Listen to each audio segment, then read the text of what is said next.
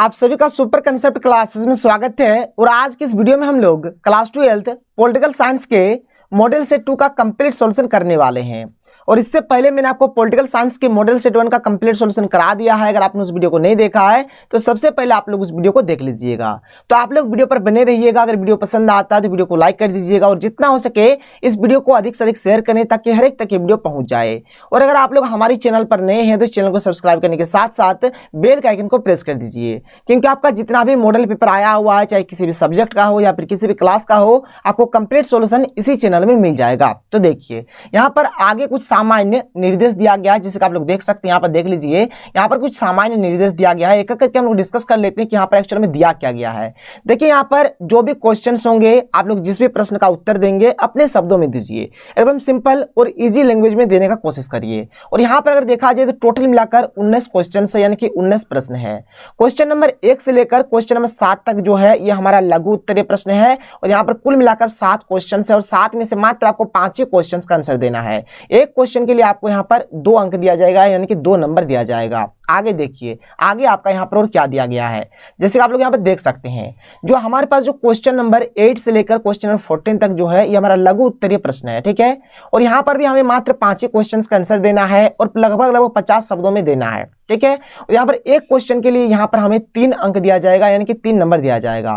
फिर question number 15 से लेकर क्वेश्चन नंबर 19 तक जो है ये हमारा दीर्घ उत्तरीय प्रश्न है, यानी कि लॉन्ग टाइप क्वेश्चन आंसर है, ठीक है। और यहाँ पर हमें जो आंसर देना है लगभग 100 शब्दों में देना है। और यहाँ पर एक क्वेश्चन के लिए हमें 5 अंक दिया जाएगा। तो चलिए स्टार्ट करते हैं और एक एक करके हम लोग हर एक चीज को बहुत ही अच्छे तरीके से और सिंपल तरीके से समझेंगे। तो देखिए यहाँ पर सबसे पहले हम लोग स्टार्ट करते हैं सेक्शन ए, और यहाँ पर हम लोग देखेंगे अति लघु उत्तरीय प्रश्न।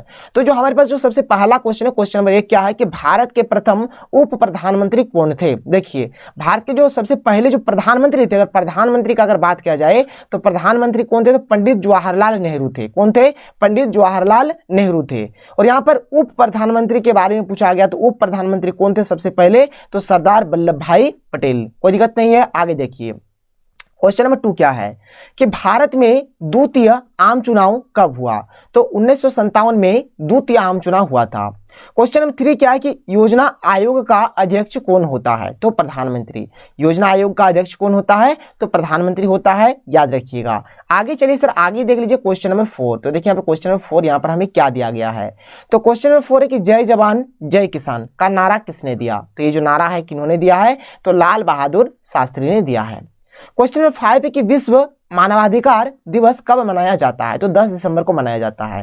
क्वेश्चन नंबर 6 है कि झारखंड के किन्हीं 3 क्षेत्रीय दल का नाम बताएं, तो एक हो गया झामुमो, एक हो गया आजसू, एक हो गया जेवीएम। देखिए झामुमो यानी हो गया झारखंड मुक्ति मोर्चा और जेवीएम यानी झारखंड विकास मोर्चा, ठीक है। क्वेश्चन नंबर 7 है कि सुंदरलाल बहुगुणा का नाम किस आंदोलन से जुड़ा है, तो चिपको आंदोलन से इनका नाम जुड़ा हुआ है, ठीक है सर। यहाँ पर 7 क्वेश्चन हो गया जो कि हमारा अति लघु टाइप के क्वेश्चंस थे। अब आगे चलते हैं, सेक्शन बी स्टार्ट हो जाता है और यहाँ पर हमारा लघु उत्तरीय प्रश्न है। और यहाँ पर भी हमें मात्र 5 ही क्वेश्चन का आंसर देना है, लेकिन यहाँ पर मैं आपको हर एक क्वेश्चन का आंसर बता रहा हूँ। देखिए क्वेश्चन नंबर 8 क्या है कि भारतीय संविधान कब पूरा हुआ, यानी भारतीय संविधान कब बना, फिर भारतीय संविधान कब लागू हुआ, इसके निर्माण में कितने समय लगा, आपको बताना है। देखिए भारत देश का जो संविधान है ये बनकर रेडी हो गया था 26 नवंबर 1949 को, और इस दिन ये जो संविधान है इसको आंशिक रूप से लागू किया गया था। फिर 26 जनवरी 1950 को हमारा संविधान लागू होता है और इस दिन संविधान को पूर्ण रूप से लागू कर दिया जाता है। और संविधान को बनने में 2 वर्ष 11 महीने और 18 दिन का समय लगा था। तो ये हो जाएगा इस क्वेश्चन का प्यारा सा और सिंपल सा आंसर, बहुत ही इंपॉर्टेंट और अच्छा क्वेश्चन है। चलिए आगे चलते हैं, आगे देख लेते हैं क्वेश्चन नंबर 9। तो देखिए क्वेश्चन नंबर 9 यहाँ पर क्या है हमारे सामने, तो क्वेश्चन नंबर 9 क्या है कि प्रथम आम चुनाव कब हुए, ठीक है। जो प्रथम आम चुनाव हुआ था 1952 में हुआ था और दूसरा आम चुनाव 1957 में हुआ था। इसमें कौन पार्टी विजयी हुई, तो इसमें कांग्रेस पार्टी को जीत मिला था। पहले आम चुनाव के बाद भारत के प्रधानमंत्री कौन बने, तो पंडित जवाहरलाल नेहरू बने थे, ठीक है सर। जवाहरलाल नेहरू भारत के प्रथम प्रधानमंत्री बने थे। देखिए यहाँ पर अगर एक्चुअल में देखा जाए तो इसी क्वेश्चन में 3 क्वेश्चन छिपा हुआ है। यहाँ से आपको 1 नंबर, ठीक है, यहाँ से आपको 1 नंबर और यहाँ से आपको 1 नंबर, 3 नंबर इस प्रकार सबको दिया जाएगा। यानी प्रथम आम चुनाव कब हुआ, बोलेंगे 1952 में। कौन पार्टी जीता, तो कांग्रेस पार्टी जीता। प्रधानमंत्री सबसे पहले कौन बना इस आम चुनाव में, तो पंडित जवाहरलाल नेहरू बने थे। इस बात को आप लोग याद रखिएगा, कोई दिक्कत नहीं है। आगे चलिए, आगे देख लेते हैं अगला क्वेश्चन, क्वेश्चन नंबर 10। तो देखिए क्वेश्चन नंबर 10 यहाँ पर हमारे सामने क्या है। क्वेश्चन नंबर 10 है कि जो ईवीएम होते हैं यानी कि इलेक्ट्रॉनिक वोटिंग मशीन से आप क्या समझते हैं, ठीक है। तो इसका उत्तर क्या है देखिए, इलेक्ट्रॉनिक वोटिंग मशीन यानी कि ईवीएम एक ऐसा इलेक्ट्रॉनिक डिवाइस होता है जिसका इस्तेमाल वोट्स की रिकॉर्डिंग करने के लिए होता है। इसमें सभी उम्मीदवारों के नाम के बगल में एक बटन होता है। देखिए जैसे इस यहाँ पर एक टाइप का डिवाइस, एक टाइप का मशीन है। इसमें क्या होता है, पहले तो उम्मीदवार का नाम रहता है, फिर यहाँ पर एक बटन रहता है जो कि वहाँ पर किसका जो चुनाव चिन्ह रहता है, चुनाव चिन्ह का एक बटन रहता है। फिर से यहाँ पर उम्मीदवार का नाम, फिर चुनाव चिन्ह का बटन, फिर से उम्मीदवार का नाम, चुनाव चिन्ह का बटन। और आपको जिनको भी वोट देना है, चुनाव चिन्ह देखिए, उम्मीदवार का नाम देखिए, हो सकता है फोटो भी आता है। जिनको वोट देना आप वहाँ पर टैप करिए, आपका वोटिंग हो जाएगा। वोटर अपनी पसंद के उम्मीदवार के नाम पर बटन दबाता है तो उसका वोट उस उम्मीदवार के नाम पर रिकॉर्ड हो जाता है। इस विधि से मतगणना में आसानी होती है, वोटिंग को गिनना भी बहुत ही आसानी है और चुनाव का नतीजा तेजी से मिलता है। जो चुनाव का जो रिजल्ट है भी बहुत ही जल्दी मिल जाता है। इससे कागजी कार्य के भार में कमी हुई और मत पेटियों के लूट और गड़बड़ियों की संभावना नहीं रहती है। भारत में 1999 के आम चुनाव से इलेक्ट्रॉनिक वोटिंग मशीन का प्रयोग हुआ। देखिए 1999 का जो आम चुनाव हुआ था उस टाइम से यहाँ पर वोटिंग मशीन का यूज हो रहा है। क्लियर है, बात समझ में आ रहा है। आगे चलते हैं, क्वेश्चन नंबर 11 देखते हैं। देखिए क्वेश्चन नंबर 11 क्या है। देखिए बहुत ही अच्छा क्वेश्चन का यहाँ पर कलेक्शन है, बहुत ही अच्छा सुंदर सुंदर क्वेश्चन है। देखिए क्वेश्चन नंबर 11 क्या है। क्वेश्चन नंबर 11 है हमारे पास कि दूसरी पंचवर्षीय योजना का क्या उद्देश्य था। जो हमारा दूसरी पंचवर्षीय योजना था ना, इसका क्या उद्देश्य था आपको बताना है। तो दूसरी पंचवर्षीय योजना का मुख्य उद्देश्य औद्योगिकरण पर बल देना था। ठीक है, बल देना, यहाँ पर एक दीजिएगा देना, ऐसे लिखिएगा, देना था। इसमें यह स्वीकार किया गया था कि कृषि की तरह उद्योग के क्षेत्र में भी देश का यथाशीघ्र विकास होना चाहिए। मतलब इसमें देखिए द्वितीय पंचवर्षीय योजना का जो उद्देश्य था, मतलब उद्योग के मामले में हमें विकास करना था, मतलब उद्योग के फील्ड में हमें विकास करना था। क्वेश्चन नंबर 12 क्या है कि हरित क्रांति का एक नकारात्मक प्रभाव बताएं। तो हरित क्रांति का लाभ उपजाऊ क्षेत्र के किसानों को ही अधिक मिला और वे संपन्न हो गए, और जो गैर उपजाऊ जो क्षेत्र थे वहाँ के किसान जो गरीब थे गरीब ही रह गए। मतलब उन लोगों के मतलब जिंदगी में, मतलब जो लाइफ में किसी भी प्रकार का कोई चेंज नहीं आया। तो बस यही चीज यहाँ पर बताया गया है। आगे देख लेते हैं क्वेश्चन नंबर 13। तो देखिए क्वेश्चन नंबर 13 यहाँ पर क्या है। क्वेश्चन नंबर 13 है हमारे पास कि गरीबी हटाओ की राजनीति की व्याख्या करें। देखिए यहाँ पर ये जो क्वेश्चन है ये ऐसा पूछा जा सकता है, या फिर यही जो क्वेश्चन है ऐसा भी पूछ लिया जाए। दोनों का माने एक ही होता है, दोनों का आंसर आपको एक ही लिखना है। गरीबी हटाओ की राजनीति की व्याख्या करें या फिर गरीबी हटाओ की राजनीति का वर्णन कीजिए। देखिए गरीबी हटाओ की राजनीति जिसे कांग्रेस पार्टी ने 1971 के फरवरी माह में लोकसभा के 5वें आम चुनाव के लिए उत्पन्न किया था। इसने कांग्रेस पार्टी की पुनः राजनीतिक शक्ति हथियाने में मदद की। इस नारे ने कांग्रेस पार्टी को भारी विजय दिलवाई। इस नारे का उद्देश्य समाजवादी व्यवस्था को व्यापक स्तर पर लागू करना था। राज्य का हर क्षेत्र में हस्तक्षेप बढ़ गया, निजी क्षेत्र केवल नाम का रह गया। ठीक है, मतलब गरीबी हटाओ यहाँ पर एक नारा दिया गया था, जिससे क्या हुआ, कांग्रेस को यहाँ पर बहुत ही अधिक मात्रा में अधिक वोटों के साथ उनको विजय प्राप्त हुआ। आगे देखिए अगला जो क्या है यहाँ पर क्वेश्चन 14 क्या है कि भारतीय किसान यूनियन की किन्हीं दो विशेषताओं को लिखिए। भारतीय किसान यूनियन यानी कि BKU, भारतीय किसान यूनियन। ठीक है, तो इसका दो विशेषता बताना। देखिए नंबर 1 भारतीय किसान यूनियन यानी कि BKU पश्चिमी उत्तर प्रदेश और हरियाणा के किसानों का एक संगठन है। ये एक बात हो गया। भारत किसान यूनियन ने अपने को सभी राजनीतिक दलों से दूर रखा। ये मतलब किसी भी राजनीतिक दल से मतलब इसका कोई लेना देना नहीं है, सबसे ये क्या है, दूर है। क्लियर, आगे चलते हैं। अब यहां से हमारा दीर्घ उत्तरीय प्रश्न स्टार्ट हो जाएगा, यानी कि सेक्शन C। और सबसे पहले हम लोग यहाँ पर देखेंगे क्वेश्चन नंबर 15। तो देखिए क्वेश्चन नंबर 15 हमारे पास क्या है। क्वेश्चन नंबर 15 है कि स्वतंत्रता के बाद भारत के समक्ष राष्ट्र निर्माण की चुनौतियों पर निबंध लिखिए। जैसे कि हम सभी को पता है कि हमारा जो देश है यह 15 अगस्त 1947 को आज़ाद हो जाता है। अब देखिए जब देश तो आज़ाद हो गया, अब यहाँ पर हमारा जो देश जो बनेगा, सही ढंग का जो राष्ट्र निर्माण होगा, जो राज्य निर्माण होगा, तो उसके चलते क्या क्या प्रॉब्लम यहाँ पर आया था, वही प्रॉब्लम का आपको यहाँ पर डिस्कस करना है। तो चलिए एक करके बात करेंगे। देखिए अगर आप लोग ऐसे भी समझ सकते हैं, जिसका आप सभी को पता होगा कि जो हमारा देश है ये विविधता वाला देश है। विविधता वाला देश किसे हो गया कि यहाँ पर हमारा जो देश है यहाँ पर अलग अलग जाति के लोग हैं, अलग अलग धर्म के लोग हैं, अलग अलग भाषा बोलने वाले लोग हैं, यहाँ पर अलग अलग संस्कृति को मानने वाले लोग हैं, मतलब अजीब अजीब टाइप के यहाँ पर लोग आपको देखने को मिलेंगे। तो सबको एकजुट में लाना, सबको अखंड में मतलब अखंड भारत का निर्माण करना, सबको एकता में लाना, ये एक चुनौती था। दूसरा चुनौती क्या था कि देखिए, जैसे कि पहले तो हमारे देश में राजा महाराजा शासन करते थे, तो लोगों के मन में वही चीज़ बैठा हुआ था कि चलो भाई हमारे यहाँ तो राजा महाराजा ही शासन करेंगे। लेकिन जब लोकतंत्र व्यवस्था आता तो लोकतंत्र सबके लिए नया था, किसी को पता ही नहीं था कि लोकतंत्र का माने क्या होता है। ये एक बात हो गया। फिर विकास का समस्या आया, क्योंकि हमारा देश तो गुलाम था उस टाइम। जो भारत देश का जो विकास था एकदम थम गया था, खत्म हो गया था, बर्बाद हो गया था, तो उसको विकास करना ये भी एक चुनौती था। जो हमारा अगला जो चुनौती होता है जैसे कि पाकिस्तान का निर्माण, तो पाकिस्तान का जो निर्माण होगा वो धर्म के आधार पर हो रहा था, तो वो भी एक चुनौती था कि कहां पर जैसे मुस्लिम लोगों को पाकिस्तान में रखा जा रहा था, बाद बाकी को हिंदुस्तान में रखा जा रहा था, तो किसको पाकिस्तान में रखा जाता, किसको हिंदुस्तान में रखा जाता। इस प्रकार से बहुत सारे प्रॉब्लम्स है, बहुत सारे समस्या है जो आपको यहाँ पर एक एक करके बताने हैं और लिखने हैं। तो चलिए सर एक एक करके डिस्कस करते हैं। देखिए पहला पॉइंट, भारत के सामने पहली चुनौती एकता और अखंडता की चुनौती थी। भारत अपने आकार और विविधता में किसी महादेश के बराबर था।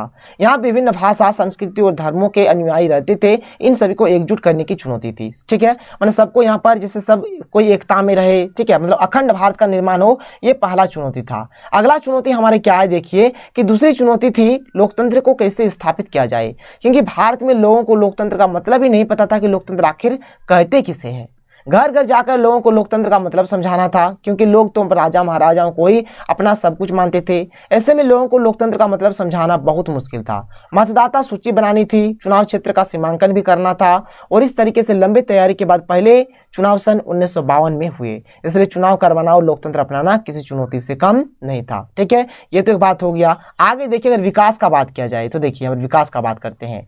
आपने देखिए जो आपका टर्म 1 वाला जो टॉपिक था वहां पर आपने पढ़ा होगा, जैसे जब हमारा शीत युद्ध का दौर स्टार्ट हुआ था तो वहां पर आपने पढ़ा था यूएसए के बारे में, यानी कि अमेरिका के बारे में, और एक आपने पढ़ा था यूएसएसआर यानी कि सोवियत संघ के बारे में। जो यूएसए था वो हमारा पूंजीवादी देश था, वो कैसा था, पूंजीवादी। और जो यूएसएसआर था वो साम्यवादी या फिर समाजवादी, जो भी आप बोलेंगे, साम्यवादी या फिर समाजवादी, या इस प्रकार का देश था। अब देखिए यहाँ पर विकास के अगर स्तर के अगर आधार पर देखा जाए, देखिए भारत तो हमारा गुलाम था ब्रिटिश का, अंग्रेजों का। तो देखिए क्या है कि तीसरी चुनौती थी कि विकास करने की चुनौती।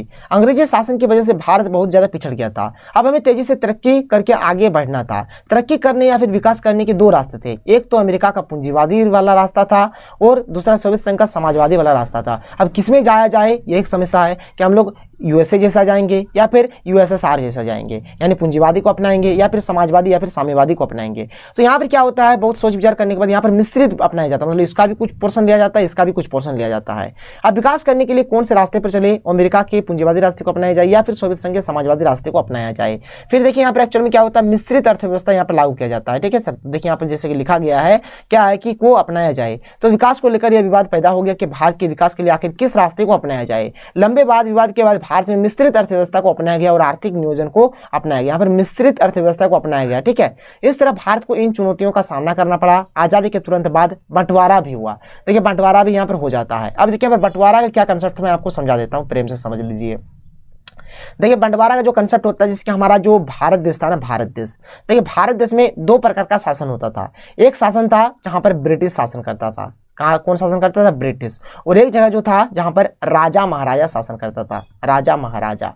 अब देखिए जहां पर ब्रिटिश शासन करता था उसको हम लोग बोलते थे ब्रिटिश भारत या फिर ब्रिटिश इंडिया, और जहां पर राजा महाराजा शासन करता था उसको बोला जाता था देसी रियासत।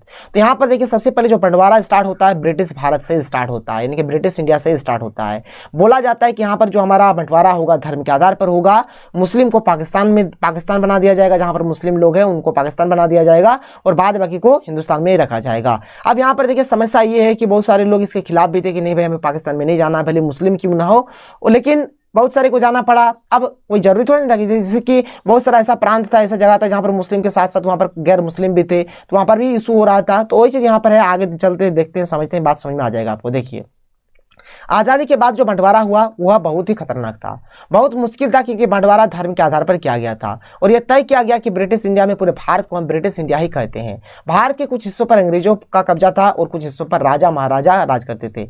जो जिस हिस्से पर ब्रिटिश का कब्जा था उस हिस्से को हम ब्रिटिश इंडिया कहते हैं, जिस हिस्से पर ब्रिटिश कब्जा था ना, ब्रिटिश शासन करते थे तो उसको ब्रिटिश इंडिया फिर ब्रिटिश भारत करते हैं, और महाराजाओं को जहाँ पर कब्जा था उसको लोग देसी रियासत कहते हैं। इस तरीके से भारत का बंटवारा बहुत ही मुश्किल हो गया, क्योंकि बंटवारा धर्म के आधार पर किया गया था, और यह तय किया गया कि ब्रिटिश इंडिया में जहाँ पर मुसलमान ज़्यादा है वहाँ पर पाकिस्तान बना दिया जाएगा और बाकी बचे हुए हिस्सों को हिंदुस्तान बना दिया जाएगा। इस तरीके से भारत का बंटवारा किया गया। ब्रिटिश इंडिया के बंटवारे के बाद रियासतों की समस्या पैदा हो गई। देखिए, जब ब्रिटिश वाला का जब हो गया तब यहाँ पर देसी रियासत का भी बांटना था। ठीक है, तो यहाँ पर क्या प्रॉब्लम होता है, देखिए यहाँ पर देसी रियासत में एक्चुअल में होता क्या है, बोल दिया जाता है जो वहाँ के जो राजा महाराजा होते हैं उन्हीं को बोल दिया जाता है कि तुम ही बाबू कुछ करो, तुम लोग ही अपना देख लो। ठीक है, तो यहाँ पर इन लोगों के पास 3 रास्ता होता है। क्या क्या रास्ता होता है? पहला रास्ता होता है कि वो भारत में मिल जाएगा, या फिर दूसरा रास्ता होता है कि वो पाकिस्तान में मिल जाएगा, तीसरा रास्ता है कि वो आजाद रहे, स्वतंत्र रहे, ना वो पाकिस्तान में मिले और ना ही वो भारत में मिले। तो 3 रास्ता था, अब उनको जो भी रास्ता अपनाना था। और इससे तो बहुत सारा इसका पॉइंट हो सकता है, लेकिन बस इतना काफी है, इतना काफी है, इतने लिखिए काम बन जाएगा। आगे चलिए, अगला जो क्वेश्चन है one of the most important question है, क्या है कि कश्मीर समस्या का वर्णन कीजिए। कश्मीर में जो समस्या है उसका आपको वर्णन करना। देखिए उत्तर इसका, आजादी के तुरंत बाद जम्मू कश्मीर का मसला सामने आया। सन 1947 ईस्वी से पहले जम्मू और कश्मीर में हिंदू राजशाही थी। ठीक है, देखिए अगर 1947 के पहले का अगर बात किया जाए तो वहां पर जम्मू कश्मीर में हिंदू राजा थे। इसके हिंदू शासक हरि सिंह ने स्वतंत्र राज्य के लिए भारत और पाकिस्तान के साथ समझौता करने की कोशिश की। पहले वो स्वतंत्र राज्य था, मतलब उसको किसी से लेना देना नहीं था, मतलब ना तो हमें पाकिस्तान में आना है ना ही हमें भारत में आना है। कश्मीर की ज्यादातर आबादी मुस्लिम है, अतः पाकिस्तानी नेता सोचते थे कि कश्मीर पाकिस्तान से संबद्ध है। देखिए पाकिस्तान में अधिकतर जो थे ना, कश्मीर में जो थे ना अधिकतर, कश्मीर में अधिकतर मुसलमान थे, इसलिए पाकिस्तानी नेता क्या सोचते थे कि कश्मीर तो हमारा अपना है, पाकिस्तान का है, वो तो हिंदुस्तान का है नहीं, क्योंकि वहां पर अधिक मात्रा में मुसलमान है। ठीक है, आगे देखिए, सन 1947 ईस्वी में पाकिस्तान ने कबायली घुसपैठियों को अपनी तरफ से कश्मीर पर कब्जा करने भेजा। ऐसे में महाराजा भारतीय सेना से मदद मांगने को मजबूर हो गए। देखिए क्या होता है यहाँ पर, पहले तो जो यहाँ पर हमारे जो कश्मीर है, कश्मीर क्या होता है, कश्मीर बोलते हैं हम स्वतंत्र रहेंगे, ना हम लोग भारत से मिलेंगे ना पाकिस्तान से मिलेंगे। पाकिस्तानी नेता क्या सोचते थे कि हमारे यहाँ पर तो कश्मीर जो है, कश्मीर में तो अधिकतर मुसलमान है, इसलिए जो कश्मीर वो तो हमारा है। यहाँ पर क्या करता है 1947 में क्या होता है, पाकिस्तान क्या करता है, यहाँ पर कश्मीर में क्या करता है, घुसपैठियों को घुसा देता है। ठीक है, उस टाइम जो कश्मीर के जो महाराजा होते हैं वह भारतीय सेना से मदद मांगने के लिए मजबूर हो जाते हैं, मदद मांगने आते हैं। भारत ने सैन्य मदद उपलब्ध कराई और कश्मीर घाटी से घुसपैठियों को खदेड़ा। भारत का जो सैन्य है, जो सेना है, मदद भी करते हैं और जो घुसपैठ जो घुस गए थे उनको खदेड़ के भगा देता है। भारत सरकार ने महाराजा से भारत संघ में विलय के दस्तावेज पर हस्ताक्षर करा लिया। ठीक है, फिर क्या होता है, भारत में ही कश्मीर को मिला दिया जाता है, परंतु कश्मीर का कुछ हिस्सा पाकिस्तान के नियंत्रण में आ गया। कश्मीर घाटी के लोगों के राजनीतिक आकांक्षाओं का फायदा उठाकर पाकिस्तान लगातार कश्मीर के युवाओं को भड़काकर अलगाववाद की राजनीति को प्रश्रय देता रहा। देखिए एक्चुअल में क्या होता है, जब सेना के द्वारा घुसपैठियों को खदेड़ा जाता है तब भारत सरकार महाराजा से हस्ताक्षर करवा लेता है और कश्मीर को भारत में ले आता है। लेकिन कश्मीर का बहुत सारा भाग जो था वह पाकिस्तान में था, जिससे क्या होता है, यहाँ पर जो पाकिस्तानी लोग हैं वहाँ पर युवक को भड़का देते थे, जिससे वहाँ पर बात बात में मतलब दंगा फैल जाता था। बार बार कानून व्यवस्था में गड़बड़ी के कारण केंद्र सरकार द्वारा राज्य सरकार की बर्खास्ती और राष्ट्रपति शासन लागू करना पड़ा। देखिए बार बार वहां पर ऐसा स्थिति हो जाता था, बार बार वहां पर राष्ट्रपति शासन लगाना पड़ता था। क्या है, फिर अलगवादियों ने इस स्थिति को लेकर जनता की नाराजगी को भड़काया। फिर यहाँ पर बहुत ही जनता में आक्रोश रहता था और इस प्रकार से यहाँ पर बार बार राष्ट्रपति शासन लागू हो जाता था। फिर देखिए आगे में यहाँ पर क्या हो रहा है, सन 1989 ईस्वी तक जम्मू कश्मीर उग्रवादी आंदोलन को गिरफ्त में आ चुका था। वहाँ पर बहुत ही आतंकवादी हमला वगैरह होने लगा। इसे सांप्रदायिक रंग देने के लिए कश्मीरी पंडितों को निशाना बनाया गया और उन्हें घाटी छोड़ने के लिए मजबूर होना पड़ा। ठीक है, एक मूवी होगा, आप लोग अगर देखना चाहेंगे देख लीजिएगा, मिशन गोल्ड फिश करके साउथ मूवी है, जहां पर कश्मीरी पंडित को मारा जा रहा है। ठीक है, मारा जा रहा था। क्या है, अलगाववादी उग्रवाद का दौर चलता रहा। उग्रवादियों को पाकिस्तान नैतिक, भौतिक और सैन्य सहायता देता रहा। ठीक है, पाकिस्तान में आतंकवादी हमला होते रहा, जो उग्रवाद थे, जो आतंकवाद थे, पाकिस्तान को नैतिक, भौतिक और सैन्य सहायता देने लगा। पाकिस्तान में बैठे हिजबुल मुजाहिदीन और लश्कर-ए-तोयबा जैसे आतंकवादी संगठन घुसपैठ कर अपनी हिंसक गतिविधियां करते रहते थे और जो पाकिस्तान के जो जैसे कि आतंकवादी जो संगठन है वह कश्मीर में घुसते थे और इस प्रकार से दंगा फैलाते थे। फिर क्या हो रहा है कि पाकिस्तान परस्त हरियत कॉन्फ्रेंस लोगों को अलग कश्मीर राष्ट्र के नाम पर लामबंद कोशिश करता रहा। अलगवादी चुनाव का बहिष्कार कर गैर प्रजातांत्रिक तरीकों को अपनाते हैं। पुलिस एवं सेना पर हमले करवाना, समय समय पर पाकिस्तान झंडे लहराना, पाकिस्तानी अधिकारियों से मुलाकात करना आदि गतिविधियों के द्वारा हुई स्थिति को क्या है, बदतर करना उनका मकसद है। पाकिस्तान लोग क्या करते थे, वहां पर कभी कभार पाकिस्तान का झंडा फहरा देते थे, पाकिस्तानी अधिकारियों से मुलाकात करते थे, ठीक है। तो बहुत ही वहाँ पर दिक्कत होने लगा, बहुत ही मतलब वहाँ पर आतंकवादी वगैरह बहुत ही ज़्यादा होने लगा। और आपको भी पता होगा कश्मीर के बारे में। तब यहाँ पर एक्चुअल में देखिए नरेंद्र मोदी यहाँ पर एक अहम फैसला, एक अहम कदम उठाते हैं और तब से आज तक उतना वहाँ पर दंगा वगैरह नहीं हो रहा है। केंद्र की नरेंद्र मोदी जी की सरकार क्या है, अलगवाद की इस स्थिति को निपटने के लिए दृढ़ संकल्प थी। धारा 370 के कुछ प्रावधान क्या है, अलगवाद के प्रमुख कारण थे। 5 अगस्त 2019 देखिए बहुत ही इंपॉर्टेंट डेट है। 5 अगस्त 2019 को सरकार ने संसद में बहुमत के द्वारा जम्मू कश्मीर को विशेष दर्जा देने वाले प्रावधानों को निरस्त कर दिया। जम्मू कश्मीर को जो विशेष दर्जा दिया गया था, जो विशेष उन लोगों को, जैसे कि कुछ कानून में, जो संविधान में कुछ उन लोगों को जो अलग दिया गया था प्रावधान, सब कुछ हटा दिया जाता है और जम्मू कश्मीर और लद्दाख के रूप में 2 केंद्र शासित प्रदेश बना दिए गए।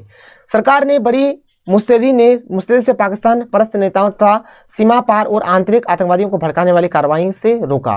कश्मीर में सफलतापूर्वक निकायों के चुनाव हुए और सरकार कश्मीर के विकास के लिए काम कर रही है। सभी जरूरी उपायों द्वारा सरकार अलगवादियों को माकूल जवाब दे रही है। आशा है जम्मू कश्मीर से क्या है, अलगाववाद का दौर खत्म होगा और यह विकास की मुख्य धारा में शामिल हो जाएगा। तो देखिए क्वेश्चन नंबर 17 क्या है कि नियोजित विकास की राजनीति से क्या आशय है। ठीक है, नियोजित विकास की राजनीति से आपका क्या यहाँ तात्पर्य है आपको बताना है।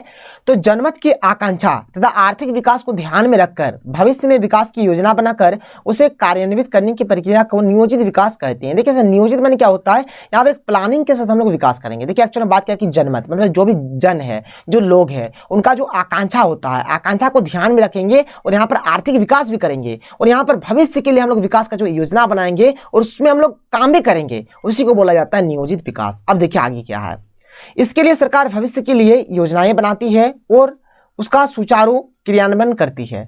इसमें इस बात का भी ध्यान रखा जाता है कि आर्थिक विकास के साथ साथ वंचित समूह के हितों का भी ध्यान रखा जाए।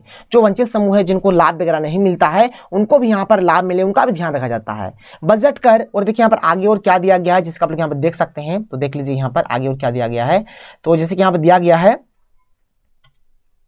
यहाँ पे क्या है कि बजट कर निर्धारण आदि नियोजन के साधन है। भारत में इसके लिए योजना आयोग की स्थापना की गई है और ये जो योजना आयोग है इसको कंट्रोल कौन करते हैं, तो पीएम करते हैं, यानी कि प्राइम मिनिस्टर करते हैं, प्रधानमंत्री करते हैं।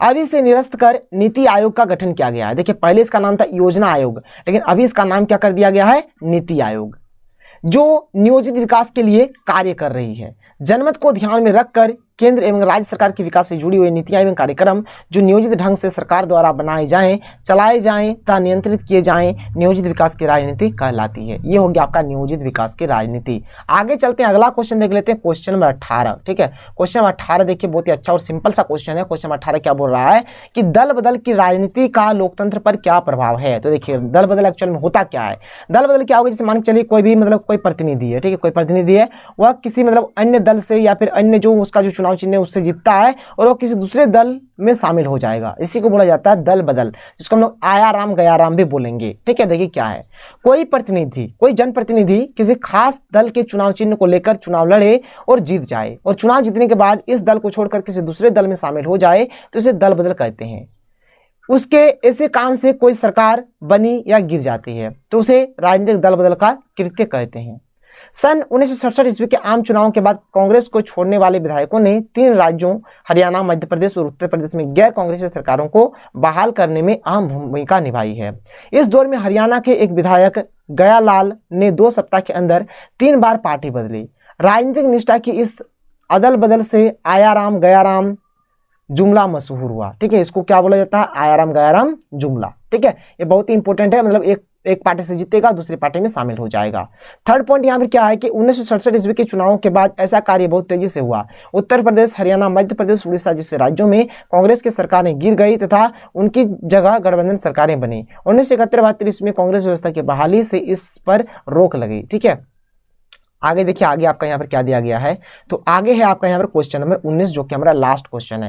क्वेश्चन नंबर 19 क्या है कि सांप्रदायिकता का क्या अर्थ है। देखिए, एक धार्मिक समुदाय द्वारा दूसरे धार्मिक समुदाय के प्रति दुर्भावना के प्रदर्शन को संप्रदाय या सांप्रदायिकता के नाम से जाना जाता है। देखिए, कोई भी मतलब एक धर्म का जो समुदाय होगा और दूसरे धर्म के समुदाय के प्रति क्या करेगा, दुर्भावना रखेगा, तो इसको बोला जाएगा सांप्रदाय या फिर सांप्रदायिकता। इसका उद्देश्य अपनी धार्मिक पहचान को सक्रिय बनाकर राजनीतिक लाभ प्राप्त करना होता है। धार्मिक उत्साह का अनुचित प्रयोग सांप्रदायिकता है। जब राज्य अपनी शक्ति का प्रयोग किसी विशेष धर्म के पोषण एवं विकास में करने लगता है तो सांप्रदायिकता की समस्या और अधिक विकट हो जाती है। देखिए, मान के चलिए कोई शासन में है, कोई जो यहाँ पर होंगे, कोई जैसे कि जब राज्य अपनी शक्ति का प्रयोग, जो राज्य होगा अपनी शक्ति का प्रयोग किसी एक धर्म के लोगों के ऊपर या फिर एक धर्म के जो लोग होंगे उनके विकास के ऊपर या फिर उनके पोषण के ऊपर लगा देगा, तो यहाँ पर सांप्रदायिकता का जो समस्या वो अधिक और विकट हो जाता है। फिर देखिए यहाँ पर आगे क्या दिया गया कि सांप्रदायवाद के दुष्परिणाम बताइए। यहाँ पर ये जो सांप्रदायवाद जो होता है इसका क्या साइड इफेक्ट यानी क्या इसका दुष्परिणाम है आपको बताना है। तो चलिए एक एक करके इसके दुष्परिणाम को भी देख लेते हैं, क्या क्या यहाँ पर दिक्कत है, क्या क्या इसका मतलब साइड इफेक्ट है। तो देखिए, सांप्रदायवाद के दुष्परिणाम, तो एक समुदाय या दूसरे समुदाय के प्रति अविश्वास बढ़ता है जिससे राष्ट्रीय एकता के मार्ग में बाधा आती है। एक समुदाय जो रहेंगे दूसरे समुदाय के प्रति अविश्वास बढ़ेगा, जिससे क्या होगा, जो हमारा जो एकता है, एकता में यहाँ पर कमी होगा। दूसरा नंबर कि धर्म के नाम पर बनाए गए संगठन तथा राजनीतिक दल देश में पृथकतावाद को जन्म देते हैं। धर्म के नाम पर जो भी संगठन है, राजनीतिक दल है, वह क्या करते हैं, देश में पृथकतावाद को जन्म देते हैं। सांप्रदायिक हिंसा से अपार धन जन की हानि होती है जिससे देश का आर्थिक विकास अवरुद्ध हो जाता है। इससे क्या होता है, देखिए जो यहाँ पर धन संपत्ति का हानि होगा, देश का विकास यहाँ पर रुक जाएगा। सांप्रदायिक राजनीति के कारण राजनीतिक दल भी अपने उम्मीदवार योग्यता के आधार पर न चुनकर सांप्रदायिक समीकरण के आधार पर चुनते हैं। देखिए, अब जैसे हिंदू मुस्लिम सिख ईसाई पर अभी तो बवाल मचा हुआ है देश के अंदर, तो ये सब जो है ये क्या है, आपका सांप्रदायिकता है। ठीक है, तो यहाँ पर हमारे ये जो सेशन है, ये जो मॉडल सेट 2 है, यहाँ पर मैंने आपको कंप्लीट सॉल्यूशन बता दिया। बहुत ही जल्द मॉडल सेट 3 भी आ जाएगा। आप लोग हमारे चैनल के साथ बने रहें, हर एक चीज का मिल जाएगा। जो भी चीज चाहिए आपको नीचे कमेंट सेक्शन में कमेंट करके बता दीजिए। तो चलिए मिलते हैं अगले वीडियो में। थैंक यू, जय हिंद।